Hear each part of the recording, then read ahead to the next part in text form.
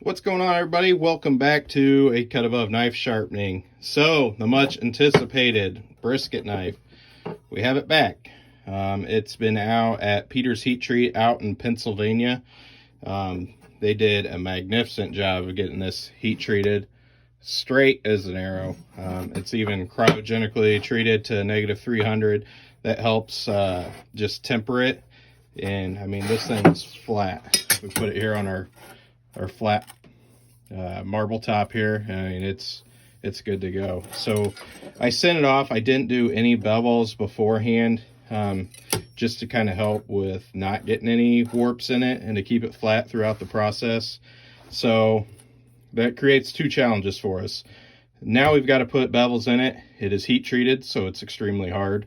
They tested it. It's at 59 Rockwell hardness. And you can see, where are we at? Right there, that's where you can tell they've tested it. They've marked it at 59.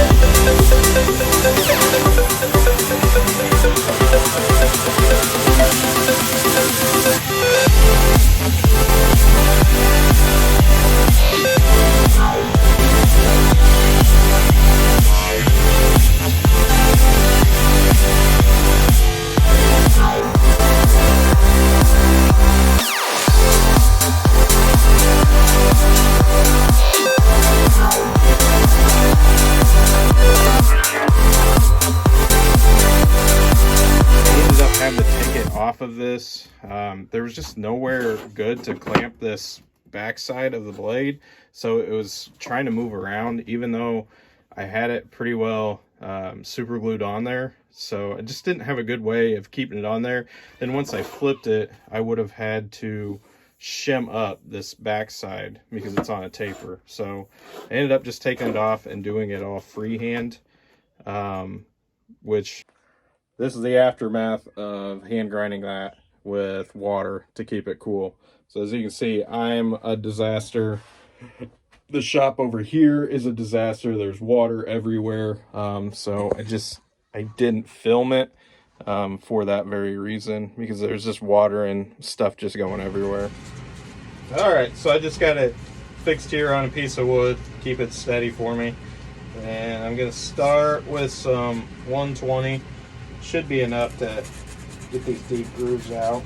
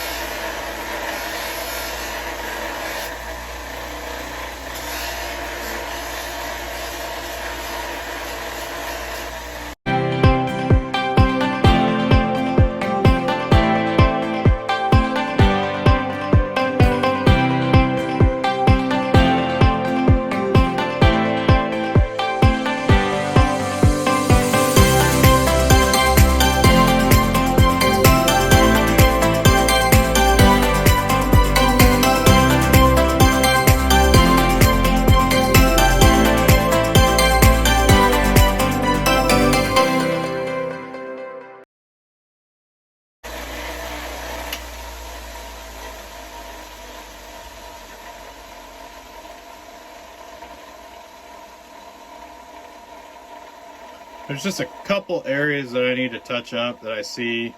And it's kind of hard when you're hand sanding to see everything. So I got a spot back here on this pin that I need to address with some hand sanding. Then I'll bring it back over and buff it again. So I'll bring you back when this is all completely done. But that's what we're getting to. It's looking really nice. Has a really good feel in the hand. It's actually got a really good balance for being 14 inches long in the blade. So we're getting there. All right, so it's the next day for me. Today I'm going to work on making the scabbard style sheath for this. Over here I got a piece of blue Kydex that we're going to use. I got my press down here heating up. Actually, it's not a press. It's used for t-shirts, but we heat up the Kydex.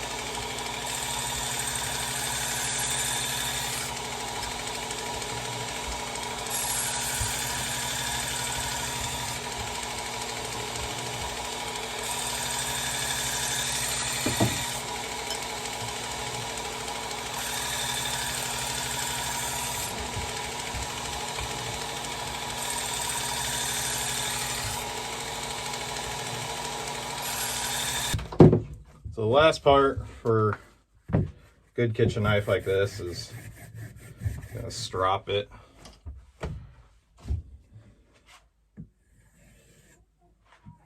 And a blade this big, you'll have to do in sections. So do as much as you can with the surface you got.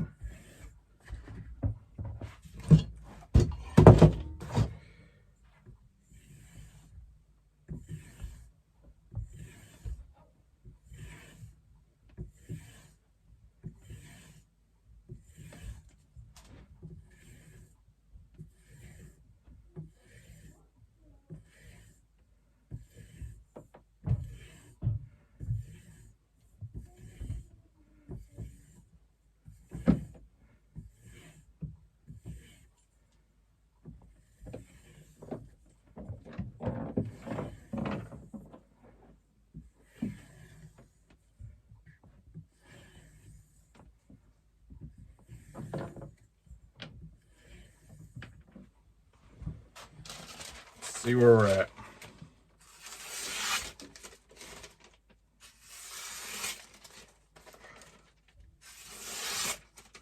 I'd say that's pretty sharp.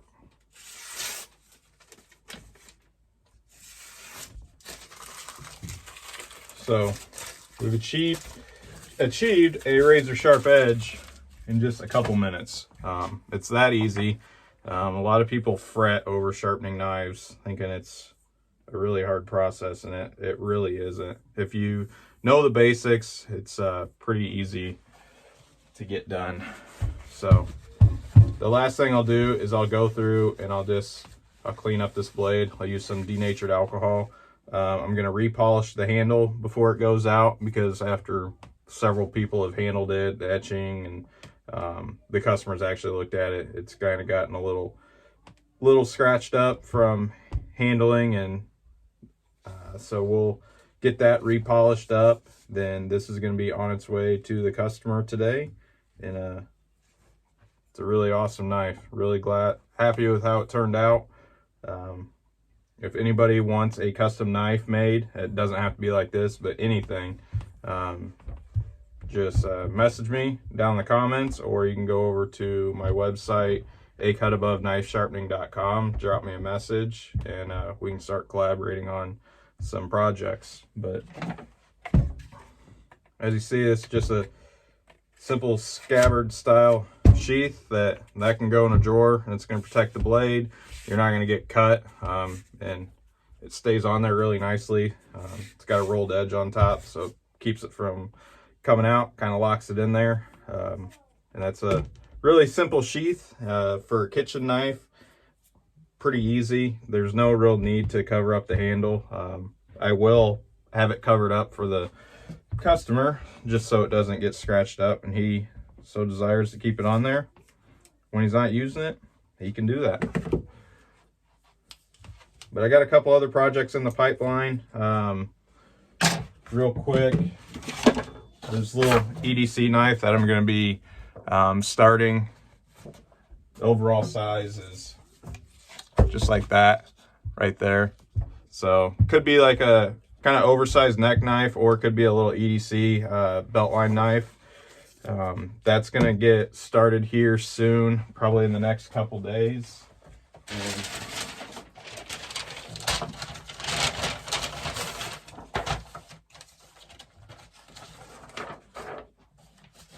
I've got a kitchen knife set that will be coming soon as well. It's going to be large kitchen knife that we'll be doing. Got a really cool handle design that I've got in my head that I'm going to do for this.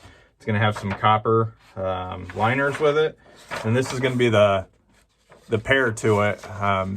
It's going to be just a smaller utility knife that'll match this set. So there's no customers for these. These are going to be a cut above knife set. So if anybody's wanting those or wanting to customize some handles, let me know and we can work on that. Another design that we got coming. This is something that I came up with. I've been tasked by a couple individuals to come up with something more feminine, more woman friendly, and came up with this design. I think it flows really nicely, has some nice accents to it. It's something a little bit smaller that a woman could carry, because I do have a lot of women followers on Facebook and Instagram, and they like knives, they like outdoor, they like hunting.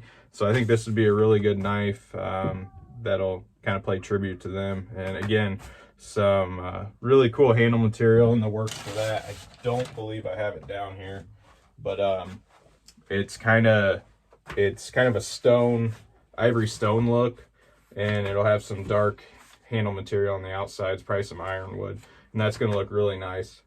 So those are coming. Now that we've kind of got some of the shop equipment sorted out, this Kydex press, that was really a big, I was waiting a long time for parts for that. It was about 10 days to get everything in and get everything reinstalled and back in the shop. So it took a while. We've got that fixed now. So Kydex is back operational, and that's what we really wanted for this. So there's a couple different ways I could have made this. I could have done it with a heat gun, but to get those really nice crisp lines, and you just really needed the heat press to do that. So as always, I thank you guys for following along. To the new subscribers, thanks for subscribing. If you hit the like button, put a comment down below. Let me know what you like, what you didn't like. Give me ideas for knives to come up, or handle materials, or something that you want to see. And if you have a design that you want done, draw it up on a piece of paper and send it over to me, and we can make that work. It doesn't have to be something that I designed. Like I said, this was 100% customer influenced. I came up with the overall design, but everything else, from the handle material to the liners to the engravings, that was all customer influenced. So everything is customizable. So if you have something in your head that you've been thinking you want and you just can't find it, shoot me a message. Let's see if we can put it together and make it a reality for you. So I'm gonna leave you guys with that for today, and we'll see you on the next video. Thank you.